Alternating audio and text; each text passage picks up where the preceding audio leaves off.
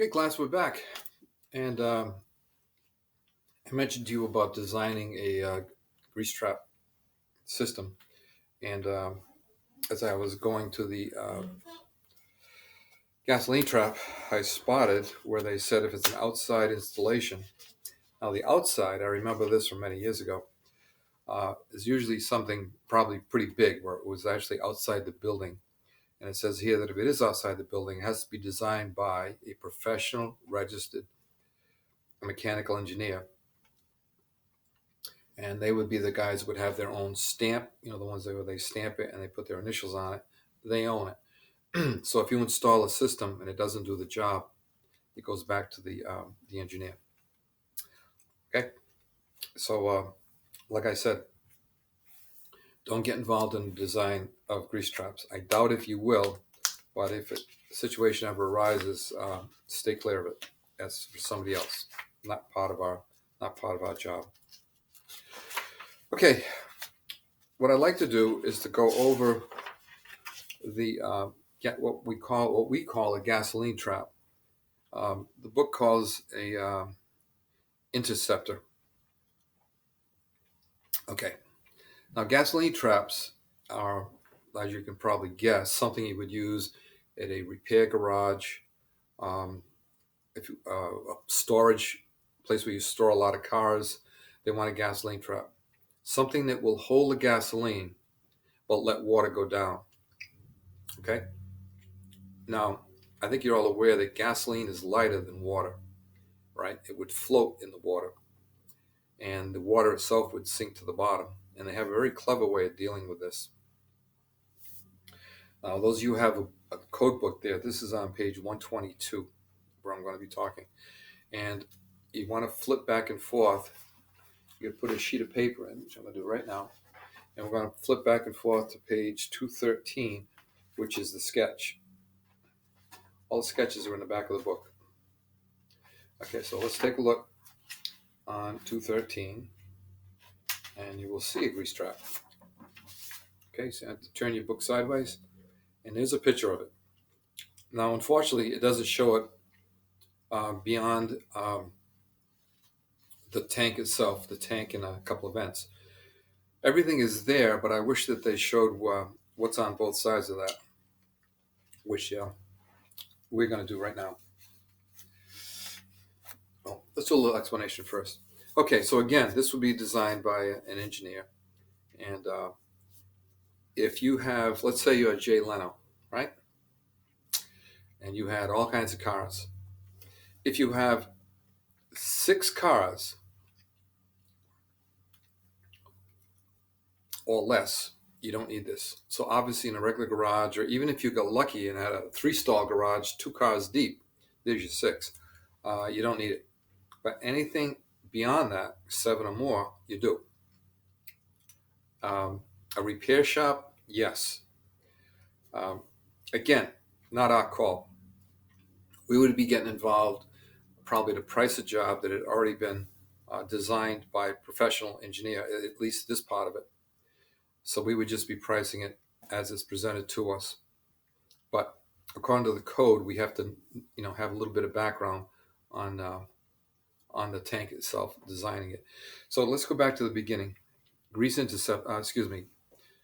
Interceptor, and they prevent the discharge of oil, gasoline, grease, and sand. Now, obviously, grease and sand, oil, I'm not sure. I think oil would float higher than gasoline is very light, but the sand would be on the bottom. And at some point, I don't know if they vacuum it out or how they do it. This is something we would never get involved with. So if this ever had to be cleaned out, let's say there was a huge oil spill, gasoline spill, whatever, they would have to clean the tank. And how it would be done, I suspect you would call in some pros to take care of it. Again, not our concern. We just hook it up according to the print. That's it. As far as the tank, anything to do with the tank, that would all be provided by someone else. So how does it work? Well, let's see.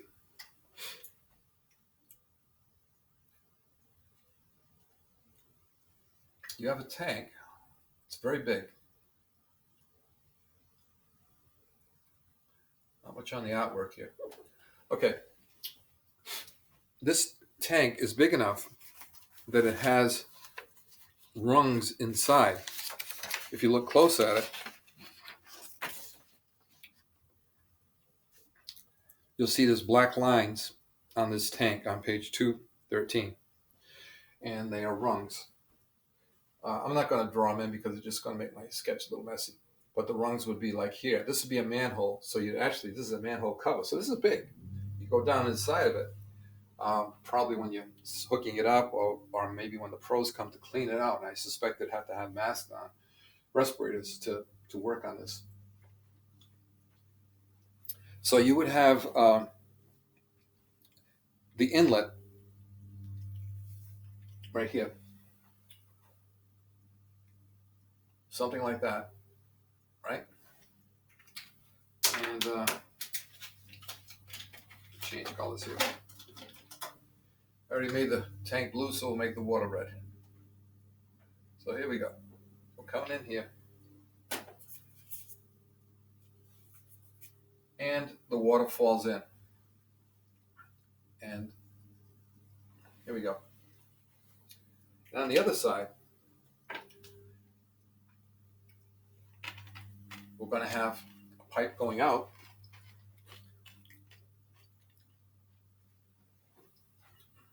Down here.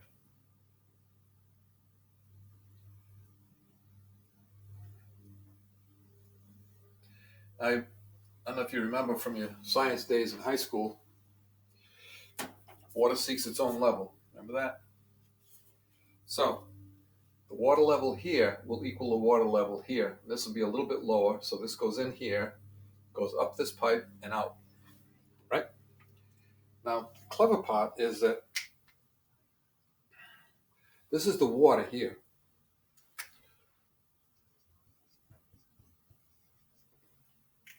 The sand would be on the bottom. Not going to worry about that. And up here would be the gas, gasoline, oil, and so on. Now it's clever because the gas is trapped up here because it's so light, it rises up, but it doesn't come out here because this is where the water is. At least that's the theory. Now, if nothing but gas went in there, obviously gas would come out the other side.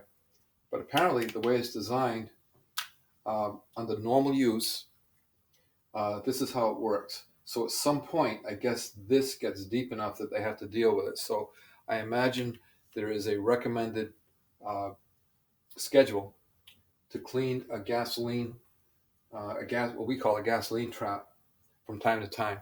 Nothing that we would get involved with at all. Okay? Now, a few other things that they added on here that I'm going to put in is, let's see. Let's try it in black. We have a vent here.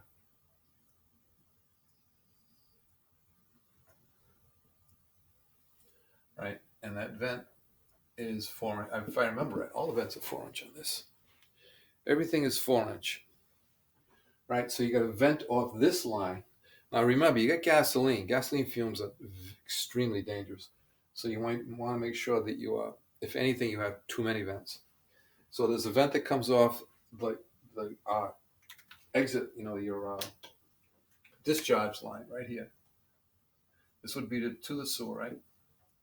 City sewer. Or septic. Well, I don't think we'll go to septic.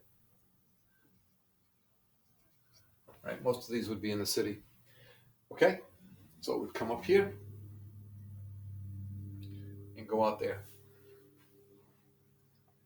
Now there's one other vent that I left out, and they're showing it coming off right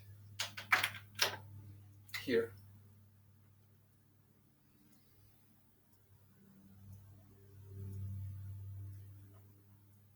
About like that. Okay, there's another 4 inch that vents this chamber at the top of the tank itself. Again, you get some gas in here, you can have some gasoline right here. You can have some serious fume issue that you absolutely don't want backing into the building. Okay, so we have a 4 inch vent, 4 inch vent. Now on the other side, They don't show it, but I remember from my night school days many years ago, there's another vent over here. Again, I can't bet my life on it, but I'm sure this is a 4-inch vent right here. And then this here would go to floor drains. I remember we would have several floor drains like this, going across the floor of the garage. Okay?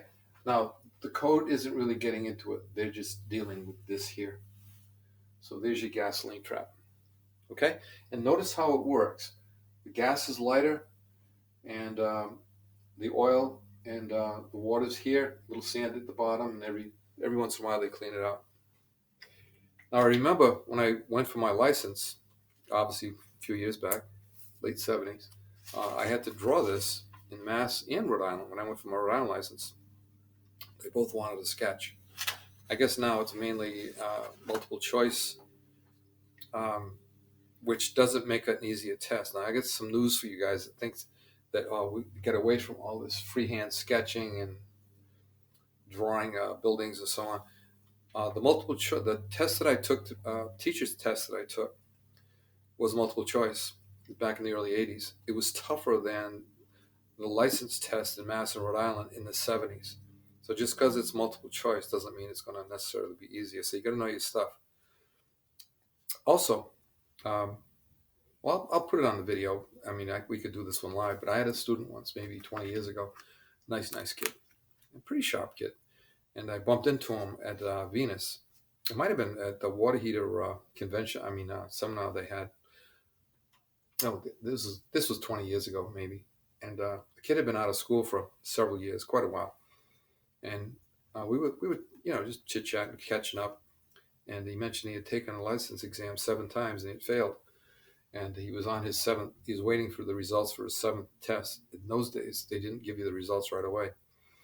And what he told me was, I was surprised for him to admit, was that it was his fault. He said he didn't study. He didn't take it seriously. So that's at least a half a day's pay. Plus, you got to pay for the test. Now I understand they don't let you take so many. And once you fail it a couple of times, I guess you have to wait a while to take it again. But he said that his problem was he hadn't taken it seriously enough and he regretted it. So then I never saw him again. But within a few months of that, I heard through the plumbing grapevine, that he had passed the test. And my guess is he probably got his master's and he's doing fine. So the moral to that story is take this seriously. Keep your notes. I always kept my night school notes, highlighted them with the yellow highlighters, and don't lose them. Highlight your book, your code book, right? When you come across something that's important, don't make the whole page yellow. When you come across something that's important, highlight it in yellow. If it's super important, what I do is I will underline it or I'll circle it with a red pen on top of the yellow, and that really jumps right out at you. Okay, so grease trap. Hold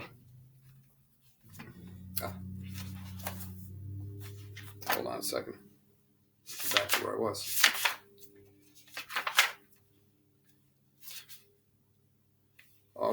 Not grease trap, excuse me, gasoline trap. They mentioned a few things here. Again, we are not concerned with the design once you get your license. But again, for your license, you're going to have to get into this a little bit more. If they have it in the book, you're responsible. And a few things I highlighted were down towards the bottom, page 122. The tank must hold a minimum of 60 gallons per vehicle. Okay, now these tanks are quite big.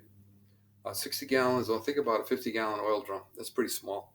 An oil tank, a small oil tank is 275. They now have what they call 330s. They look like the old 275s with about a foot more tank. So that's give you an idea. That would be 5 cars, roughly 5 cars. So these tanks are quite big. Like I said, they got a ladder that goes down inside. I'm guessing they must hold maybe 1,000 gallons. So that'd be quite a few cars. And that's about it on gasoline traps. What I would do is check it out, page 122. It ends at the very top of 123. and I don't think that you're not going to have to draw one, but they might have some tricky questions should they ask about it. I'm sure they will for your plumbing license. Okay, that should do it on grease traps and gasoline traps, and we wrapped up those clean out covers and clean out and traps from the other night. We wrapped that up. So what I'd like you to do is, if you've got any questions on any of that, uh, we will cover it when we go live. Okay, so also I don't have it here, but I didn't realize until just before I taped this that some of the questions got involved with things we haven't even got to yet, like circuit, loop vent, and so on. That's fine. If that ever happens again, where I assign something and it's clearly nothing we covered or that you know covered in class, you don't have to don't get too worried about it.